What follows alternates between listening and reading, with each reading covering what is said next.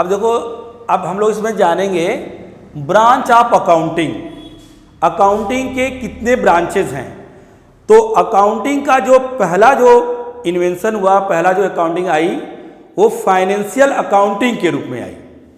तो financial accounting जो आई, तो फाइनेंशियल अकाउंटिंग में हम बिजनेस में होने वाले दिन भर की एक्टिविटीज़ को रिकॉर्ड करना शुरू किए, जर्नल बनाए। जर्नल के बाद हमने उसको क्लासीफाई करके लेजर बनाया। लेजर बनाने के बाद समराइज फॉर्म में ट्रायल बैलेंस, ट्रेडिंग, पीएल और बैलेंस शीट बनाए। जब हम इनको बना लेंगे तब हमारा बिजनेस का नेट प्रॉफिट हमें मिलेगा और हमारे बिजनेस की हमें फाइनेंशियल पोजीशन पता चलेगी कि हमारी कितनी असेट्स और कितनी लायबिलिटीज है।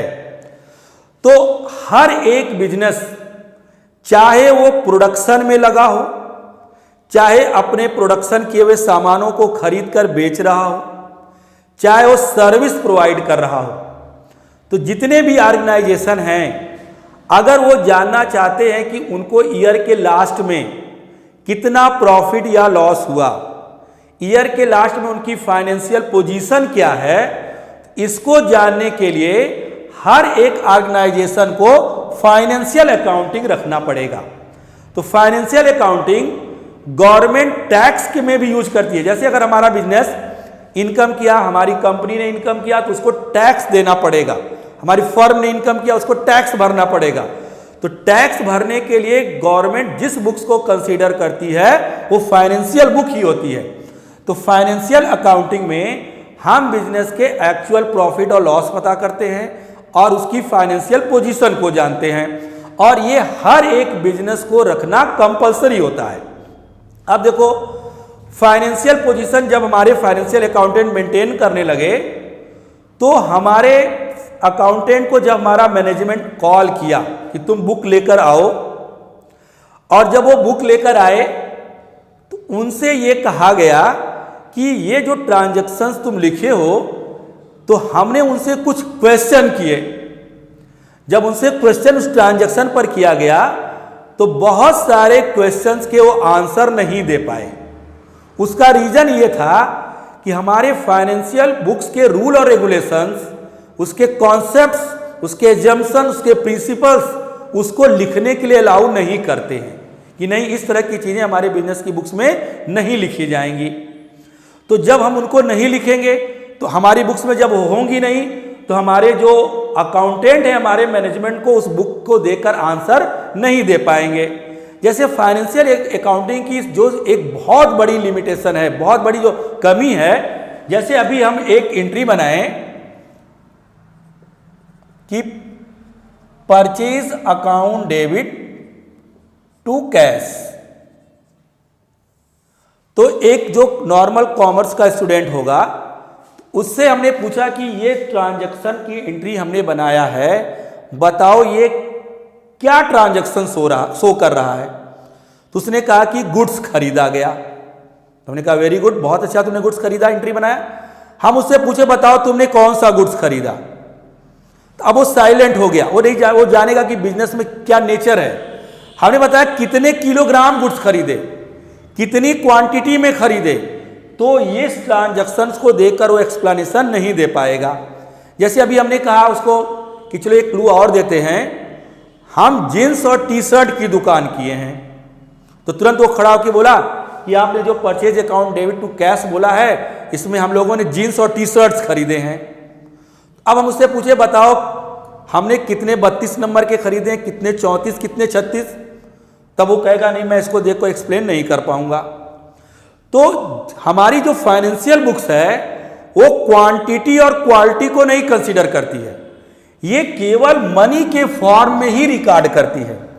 हम जब फाइनेंशियल ट्रांजैक्शंस को आइडेंटिफाई कर लेंगे, तो जब रिकॉर्ड करने जाएंगे फाइनेंशियल बुक में, तो हम मनी और जो उसको मनी के फॉर्म में लिखेंगे, उसकी क्वांटिटी क्या है, उसकी क्वालिटी क्या, वो बुक्स में दिखेगी नहीं।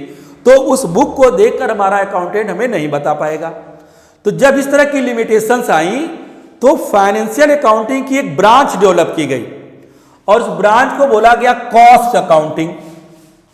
कॉस्ट अकाउंटिंग के लिए गवर्नमेंट ने कहा कि ऐसी कंपनियां, ऐसे कारखाने, उसने कुछ रूल्स बनाए कुछ कंपनियों कारखानों के नाम लिखे, जब ये प्रोडक्शन के रूप में वर्क करेंगे तो उन्हें फाइनेंशियल बुक के साथ साथ ये तो रखना कंपलसरी होगा, एक कॉस्ट बुक भी रखना पड़ेगा। और इनका जो मेन वर्क दिया गया, जो कॉस्ट से रिलेटेड बुक्स को मेंटेन करेंगे, उनके सामने दो मेन वर्क दिए गए कि तुम्हें जो हम प्रोडक्ट बना रहे हैं उसकी पर यूनिट और टोटल कास्ट निकालनी है। क्योंकि मार्केट में जब हम प्रोडक्ट को अपने बेचने जाएंगे तो बेचने के लिए उसकी एक सेलिंग प्राइस चाहिए। जब तक इसकी कॉस्ट हमें मिलेगी नहीं तब तक सेलिंग प्राइस निकाल नहीं पाएंगे। तो इसकी सेलिंग प्राइस और कॉस्ट अगर हम फाइनेंशियल बुक की हेल्प लेकर निकालें तो ये संभव नहीं है। हमें इसके लिए कॉस्ट बुक की हेल्प लेनी होगी। तो ऐसी कंपनियां जो प्रोडक्शन के कामों में लगी हैं तो अपने यहां एक cost and management account CMA को पोस्ट करेंगी और कहेंगे कि आपके जिम्मे जो काम है, इस हमारे प्रोडक्ट की पर यूनिट कॉस्ट निकालो, टोटल कॉस्ट बताओ, कॉस्ट को क्लासिफाई करो। जैसे हम लोग जब इसमें लिखते हैं तो इसका नेचर जो होता है डायरेक्ट और इनडायरेक्ट पहचानना होता है, और इसमें एक्सपेंसेस 4 पार्ट्स में डिवाइड कर देते हैं। प्राइम अलग कर देंगे, फैक्ट्री अलग कर देंगे, ऑफिस अलग कर देंगे, सेलिंग अलग कर देंगे। तो हम एक्सपेंसेस को क्लासिफाई के रूप में जान जाएंगे कि हमारा इस पर कितनी प्राइम कॉस्ट आई है, कितनी फैक्ट्री की कॉस्ट आई है, कितनी ऑफिस की कॉस्ट आई है, कितनी सेलिंग की कॉस्ट आई है। तो इस तरह का हम काम CMA के द्वारा कराएंगे।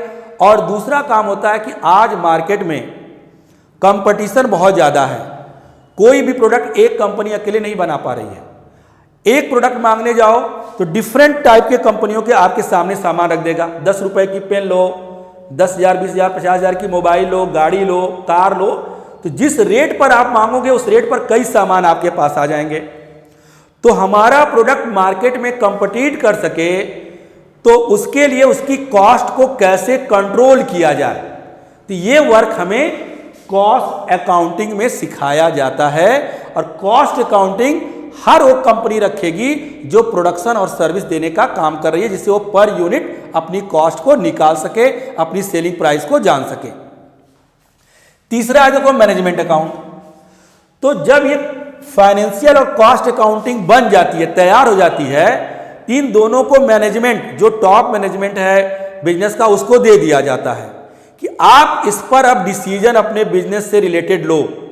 तो मैनेजमेंट अकाउंट कोई भी बिजनेस रख सकता है, चाहे वो प्रोडक्शन में लगा हो, चाहे वो रिटेलर हो, चाहे होलसेलर हो, कोई भी अपना मैनेजमेंट अकाउंटिंग का यूज कर सकता है। इसमें आपको कुछ टूल्स बताए गए हैं, कुछ टूल्स दिए गए हैं अकाउंट्स के फॉर्मूले के रूप में, जिनके यूज करके आप अपने बिजनेस की किसी भी स्टेज पर उसकी फाइनल रिपोर्ट कार्ड तैयार कर सकते हो।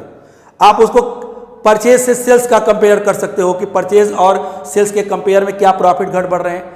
एक्सपेंसेस से इनकम से कंपेयर कर सकते हैं। इसमें हम छोटे छोटे फॉर्मूले बनाए हैं जो बिजनेस पर हम हर स्टेज पर उसकी मॉनिटरिंग कर सकते हैं, उसको चेक कर सकते हैं कि बिजनेस में क्या कमियां हैं, क्या दूर किया जाए, कैसे उसको इंप्रूव किया जाए। तो मैनेजमेंट अकाउंटिंग कोई भी कंपनी रख सकती है, चाहे वो प्रोडक्शन में जुड़ी हो चाहे ना जुड़ी हो, और मैनेजमेंट के लिए हथियार का काम करती है कि छोटे छोटे फॉर्मूलों को यूज करके इस फाइनेंशियल और कॉस्टिंग पर वो बिजनेस से रिलेटेड बहुत बड़े बड़े निर्णय लेती है। ये हमारे 3 तरह के अकाउंट्स हैं जो हमें 11 से लेकर BCom तक पढ़ डालने हैं।